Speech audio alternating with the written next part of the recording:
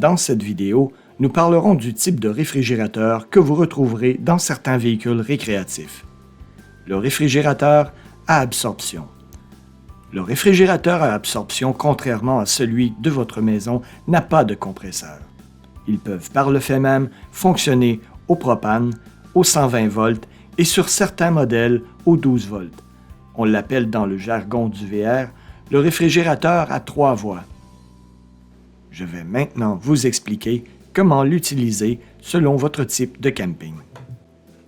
L'avantage de ce type de réfrigérateur est qu'il offre une grande autonomie lorsque vous êtes en camping sauvage ou qu'il vous est impossible d'avoir une alimentation 120 volts en continu. Son mode de fonctionnement est relativement simple. Premièrement, dans la plupart des modèles, il est possible de le faire fonctionner en mode automatique. Si vous ne savez pas comment faire, après cette vidéo, vous pourrez toujours vous référer à votre manuel d'instruction pour activer le mode automatique. C'est particulièrement ce mode automatique que nous allons couvrir, car le mode manuel n'est pas nécessairement celui que l'on utilise en temps normal, sauf bien sûr en cas d'exception.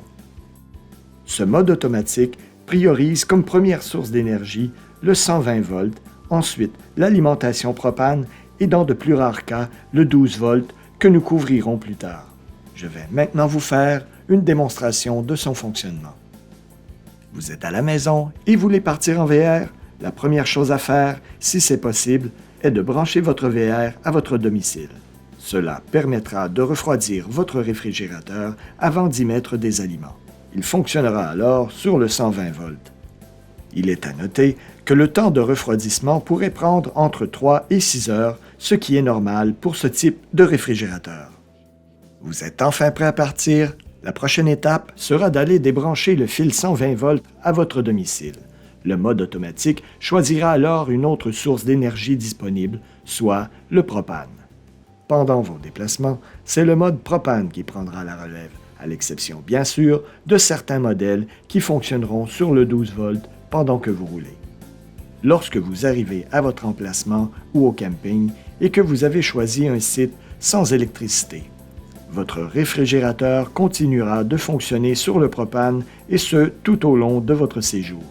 Pour les frigos 12 volts, ils passeront eux aussi au propane à l'arrêt du moteur.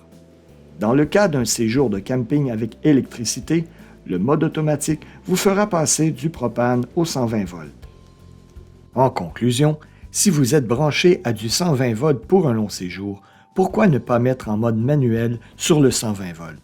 Eh bien, si une panne de courant survient, votre alimentation propane pourrait prendre la relève sans que vous risquiez de perdre vos aliments. J'espère que ces informations vous ont été utiles. Si vous désirez recevoir d'autres informations, abonnez-vous à notre chaîne YouTube. Merci et bon camping!